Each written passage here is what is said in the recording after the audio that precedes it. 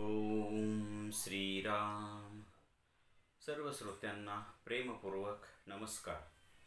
श्रोते हो, आपण स्वामी विद्यानंद यांच्या भावार्थ रामायण संक्षिप्त या ग्रंथाच्या आधारे निर्माण झालेला मला भावलेले भावार्थ रामायण अर्थात आत्मपरायण हा ग्रंथ आपण पाहत आहोत.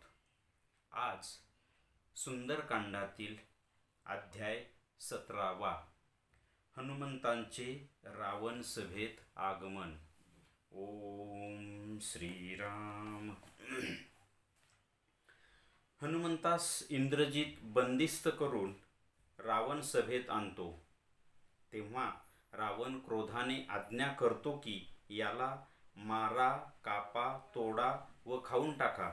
परंतु कोणत्याच शस्त्रांचा हनुमंतावर उपयोग होत नाही. सर्व शस्त्रे बोथट होतात. मग रावण हनुमंतांना विचारतो की तू हा विध्वंस का केलास? तेव्हा हनुमंत स्पष्टपणाने उत्तर देतात की तुझ्या भेटीकरता मी हा सर्व खटाटोप केला आहे. तेव्हा इंद्रजित हनुमंतास विचारतो की तुझे मरण कशात आहे? तेव्हा हनुमंत सांगतात की माझे मरण माझ्या शेपटीत आहे. मग शेपटी पेटवून देण्याचा निर्णय होतो, परंतु ती शेपटी पेट घेईना. तेव्हा रावण वैतागून हनुमंतास म्हणतो की अरे, तू असला कसला वानर आहेस? तेव्हा मग हनुमंत म्हणतात की मी श्रीराम प्रभूंचा दास आहे. मी श्रीरामाचा रामदूत आहे. मग हनुमंतांनी इतिहासातील अनेक दाखले दिले आहेत. ते म्हणतात की हे रावणा, इतिहास साक्षी आहे की अहंकार, पाप व असत्यावर नेहमी सत्यच विजय मिळवते. हे ऐकून रावण दचकतो व स्तंभित होतो आणि आता इंद्रजितही समजून जातो की हनुमंत अवध्य आहेत. तिथे मग बिभीषण रावणास सूचित करतो की हा हनुमंत अवध्य असून श्रीरामांचा महाभक्त आहे आणि श्रीरामांच्या एकाच वानराने एवढा मोठा विनाश केला आहे. तर मग जेव्हा श्रीराम स्वतः रणांगणावर येतील तेव्हा काय अवस्था असेल? म्हणून जर पुढील विनाश टाळायचा असेल तर सीतेला परत पाठवा. आता आपण साधकाच्या दृष्टीने पाहू. साधकाचा हा अध्यात्म प्रवास खरच खूपच कठीण, अडचणीचा व संकटांचा असतो. साधनेने व गुरुकृपेने तो एखाद्या विशिष्ट टप्प्यावर येतो तेव्हा त्याला असे वाटते की आपण आता आपल्या ध्येयाच्या अगदी जवळ आलो आहे. परंतु तेवढ्यात अडचणी, संकटे व व्यत्यय येऊन पतन घडते व हा प्रवास आणखी लांबणीचा होऊन जातो. इथे या कथेमध्ये प्राणाची म्हणजेच हनुमंतांची शुद्धीकरण प्रक्रिया ही सर्वंकष स्वरूपाची चालू आहे. इथे हा प्राण निर्मिती संस्थेच्या म्हणजेच ब्रह्मदेवाच्या पाशाला सन्मान द्यायचा म्हणून त्या गर्विष्ठ मनाच्या म्हणजेच इंद्रजिताच्या मायावी निर्मिती पाशात बंदिस्त होतो व अशुद्ध अहंकाराच्या सामोरा येतो. आता हा साधकाच्या दृष्टीने पाहू. यामध्ये जो उर्वरित भाग आहे तो आपण पुढल्या भागामध्ये पाहणार आहोत. आता आतापर्यंतच्या या भागाचं, या अध्यायाचं सार आपण थोडक्यात पाहण्याचा प्रयत्न करूया. इथे कथेमध्ये हनुमंत इंद्रजिताच्या मायावी पाशात बंदिस्त होतात. कारण तो ब्रह्मदेवाचा पाश असतो आणि त्याला सन्मान द्यायचा असतो म्हणून ते बंदिस्त होतात. अन्यथा हनुमंत कोणत्याही पाशात सप्त जे पाश असतात त्यापैकी कुठल्याही पाशात हनुमंत बंदिस्त होऊ शकत नाही. परंतु ब्रह्मदेवाच्या या विद्येला, या पाशाला सन्मान द्यायचा म्हणून ते बंदिस्त होतात. आणि मग ते रावणाने जेव्हा हनुमंताला पाहतो तेव्हा रावण आज्ञा सोडतो की याला मारा, तोडा वगैरे वगैरे. परंतु कुठल्याच शस्त्रांचा हनुमंतावर उपाय चालत नाही, सगळी शस्त्र बोथट होतात. मग विभीषण हनुमंताला विचारतो, इंद्रजित हनुमंताला विचारतो की तुझं मरण कशात आहे. तर हनुमंत स्पष्ट सत्य सांगून टाकतात, माझं मरण शेपटीत आहे. ते शेपटी पेटवण्याचा प्रयत्न करतात परंतु पेटली जात नाही. मग हनुमंत रावणाला म्हणतो की मागचा इतिहास बघ, की जे कोणी सत्यावर उभे आहेत, प्रामाणिक आहेत, त्यांचा कधीही विनाश होत नाही, हे तुला माहीत नाही का. तेव्हा रावणही दचकतो. मग तिथे विभीषण रावणाला विवेक सांगतो की हे रावणा, तू अधर्माने सीता मातांना बळजबरीने तू घेऊन आलायस आणि आता हनुमंतांना मारू पाहतोयस. पण तू हे विसरतोस की एकटा हनुमंत इथे येऊन अशोक वाटीमध्ये एवढा प्रचंड विनाश करतो, तर मग जेव्हा श्रीराम लक्ष्मणासहित त्या वानर सेनेसहित जेव्हा येतील तेव्हा काय अवस्था होईल याचा विवेकाने विचार कर जरा. परंतु रावण कुणाचं ऐकत नाही. मग पुढे ते त्यांची शेपटी वगैरे पेटून देण्याचा पुढे प्रयत्न करतायत. नंतर पुढे लंका दहन होत असतं. तर हे साधकाच्या दृष्टीने कसं की आता जरी साधकाचा प्राण बलवान झालेला आहे आध्यात्मिकदृष्ट्या, चैतन्याच्या दृष्ट्या, कारण गुरुप्रणित साधनेने तो सोहम साधनेने तो प्राण बलवान होतो, चैतन्यमय होतो. आणि साधकाला असं वाटतं, तो जेव्हा तो ऊर्ध्व हा प्रवास करतो आणि एका विशिष्ट टप्प्यावर तेव्हा म्हणजे आज्ञाचक्राच्या पुढं गेलं ना की दिव्य प्रकारचे अनुभव यायला सुरुवात होतात. आणि मग साधकाला असं वाटतं की आपलं जे ध्येय आहे, काय ध्येय आहे, आत्मसाक्षात्कार, त्यापुढे ब्रह्मसाक्षात्कार आणि त्यापुढे परब्रह्म साक्षात्कार, हे साधकाचं ध्येय असतं आणि असलंच पाहिजे. नुसता आत्मसाक्षात्कार करून थांबून चालणार नाही, तर पुढे परब्रह्मपर्यंत जायचे. आणि त्याला जेव्हा हे दिव्य अनुभव येतात ना तेव्हा त्याला असं वाटतं की मी माझ्या परब्रह्म साक्षात्काराच्या किंवा आत्मसाक्षात्काराच्या अतिशय जवळ आलेलो आहे.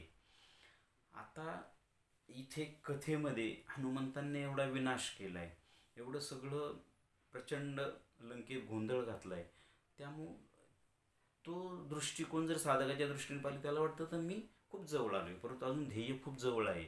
इथे कथेमध्ये ध्येय काय आहे, सीता मातेची सुटका. साधकाच्या दृष्टीने ध्येय काय आहे, आत्मसाक्षात्कार. आणि ह्या दिव्य अनुभवामुळे आता इथे मागच्या एका अध्यायात आपण पाहिलं की म्हणजे रावण अशोक वाटिकेत येतो व सीतेला मारण्याची आज्ञा करतो. तेव्हा हनुमंतांना काय वाटतं की इथेच आपण आता ह्या रावणाचा वध करावा आणि सीतामातांना घेऊन जावं. परंतु ते ब्रह्मदेव जेव्हा येतात तेव्हा काय सांगतात की नाही, रावणाचा आणि कुंभकर्णाचा वध तुझ्या हातून होणार नाही, तो श्रीरामांच्या इंद्रजिताचा वध हा लक्ष्मणाच्या हातून होणार आहे. तसं साधकाला जेव्हा हे दिव्य अनुभव येतात ना तेव्हा त्याला वाटतं की हां, मी अतिशय जवळ आलो आहे माझ्या ध्येयाच्या. परंतु तिथेच लगेच अडचणी सुरू होतात. त्या साधकाचं पतन होतं, संकटे येतात, व्यत्यय येतात, वेदना येतात, त्याच्याकडून कुठल्या तरी षड्रिपूंच्या हल्ल्यामध्ये तो सापडतो आणि त्याचं पुन्हा पतन होतं आणि त्याला पुन्हा प्रवासाला सुरुवात करावी लागते. आणि हे असं अनंत वेळा होतं. तर हे असं जेव्हा होतं ना, म्हणजे मला वाटतं की हां, आता मला खूप दिव्य अनुभव येत आहेत आणि आता मी माझ्या ध्येयाच्या अतिशय जवळ आलो आहे. तर या संभ्रमात साधकाने कधी राहायचं नसतं. ते जेव्हा होईल तेव्हा होऊ दे ना. आपल्या पाठीमागे सद्गुरू उभे आहेत ना, सद्गुरू आपल्याला सांगणार आहेत की तू पूर्णत्वापर्यंत आलायस किंवा तू पूर्ण झालायस.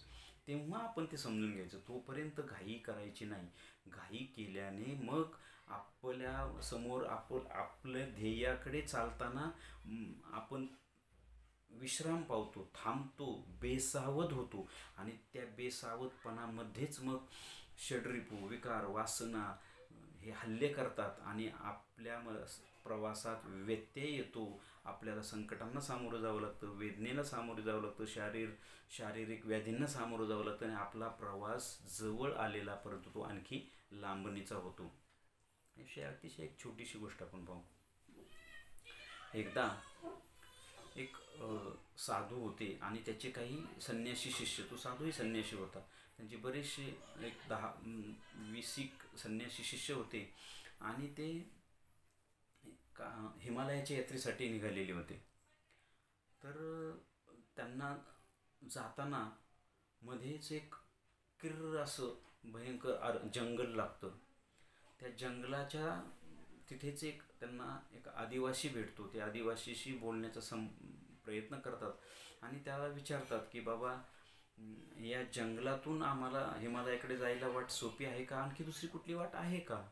तर तो आदिवासी सांगतो की या जंगलातून जी जाणारी वाट आहे ना, ही खूप जवळची आहे, म्हणजे हा शॉर्टकट आहे, परंतु तो सुरक्षित नाही आहे. तुम्ही जर या डाव्या बाजूने लांबच्या रस्त्याने गेले तर वेळ लागेल, पण तुम्ही सुरक्षितपणे हिमालयाकडे मार्गस्थ व्हाल. तर ते विचारतात की बाबा, ह्या ज्या जंगलातून जी वाट आहे तर त्यामध्ये काय अडचण आहे, काय धोका आहे? तर ते सांगतात की मध्ये जेव्हा किर्र जंगलामध्ये तुम्ही शिराल तर तिथे दरोडेखोरांची एक टोळी बसलेली असते. आता ती त्यावेळेस तिथे हजर नसेल तर तुम्ही सुखरूप निघून जाल, पण ती जर त्यावेळेस आली तर ते सगळं लुबाडतात, तर कधी कधी त्या माणसांना मारून सुद्धा टाकतात. तर मग आता तुम्ही ठरवा काय करायचं. तर मग ते जे साधू असतात ते आपल्या शिष्यांना म्हणतात की नको, आपल्याला वेळ लागू दे, परंतु आपण आपल्या या सुरक्षित मार्गाने जाऊया, या शॉर्टकटने नको. परंतु त्यातले काही जरा घाई झालेले जे शिष्य असतात, जसं आता या कथेमध्ये घाई होते ना की माझं ध्येय जवळ आलेलं आहे, तर असे काही शिष्य असतात ते म्हणतात की नाही, आपण या शॉर्टकटने जाऊया, आपण लवकर जाऊया, म्हणजे आपल्याला हिमालयात जास्त वेळ देता येईल. तर ते साधू म्हणतात नाही, माझं ऐका. परंतु ते त्यातले काही एक 5-6 जण ते त्यांचं ऐकत नाही. ते म्हणतात की असं करा गुरुजी, तुम्ही या लांबच्या मार्गाने या आणि आम्ही शॉर्टकटने येतो, आम्ही त्या संकटांना, त्या दरोडेखोरांना आम्ही सामोरे जातो. तरीही ते सद्गुरू सांगण्याचा प्रयत्न करतात की बाबांनो, असं करू नका, तुम्ही माझं ऐका आणि माझ्या पद्धतीने चाला. पण ते काय ऐकत नाही. साधू म्हणतात ठीक आहे, जावं तुम्ही. आणि हे राहिलेले जे 10-15 जण असतात त्यांना घेऊन हे लांबच्या मार्गाने हळूहळू आणि पुढे त्या जंगलाच्याही पलीकडे जाऊन या लोकांची वाट पाहतात. तर यातले जे 4-5 जण असतात त्यांना नेमकं हे सगळे दरोडेखोर अडवतात. त्यांच्याकडचे ज्या चीज वस्तू होत्या, जे काय होतं, आता संन्याशांकडे काय असणार आहे, पण जे होतं ते खायचे पदार्थ ते सगळं काढून घेतात. त्याला हे विरोध करतात. तर ते त्यातले दरोडेखोर त्यातल्या 2-3 जणांना मारून टाकतात. 1-2 जण शिल्लक राहतात. ते कसं तरी बचावतात, पळून जातात आणि जंगलाच्या बाहेर पडतात. तिथे जाऊन थांबतात. मग ह्या लांबच्या मार्गाने त्यांचे सद्गुरू, संन्यासी, ते साधू सगळे आलेले असतात, त्यांची भेट होते आणि ते रडत रडत सगळे आपली कहाणी सांगतात की आमच्यावर असा दरोडेखोरांनी हल्ला केला, आमच्यातल्या 2-3 जणांनी विरोध केला तर त्यांनी मारून टाकलं, आम्ही कशी तरी त्यांच्या तावडीतून सुटलोय आणि पळत पळत इथं आलोय, आमची खूप दयनीय अवस्था झालेली आहे. तात्पर्य काय की भौतिक जीवनात सुद्धा शॉर्टकट कितपत योग्य आहे हे शोधलं पाहिजे. हे तर आध्यात्मिक जीवन आहे, म्हणून इथे शॉर्टकट म्हणा किंवा घाई म्हणा किंवा सद्गुरूंचा निर्देश न ऐकणे म्हणा, किती भयावह असतं ही कथा आपल्याला शिकवते. म्हणजे घाई करू नये. मला वाटतं की आता मी इथे जवळ आलोय, नाही, घाई न करता साधकाने आपल्या सद्गुरूंच्या निर्देशानुसार चालावं, हीच इथे ही कथा आपल्याला शिकवते. श्रीरामार्पणमस्तु. हरि ओम तत्सत. ब्रह्मार्पणमस्तु.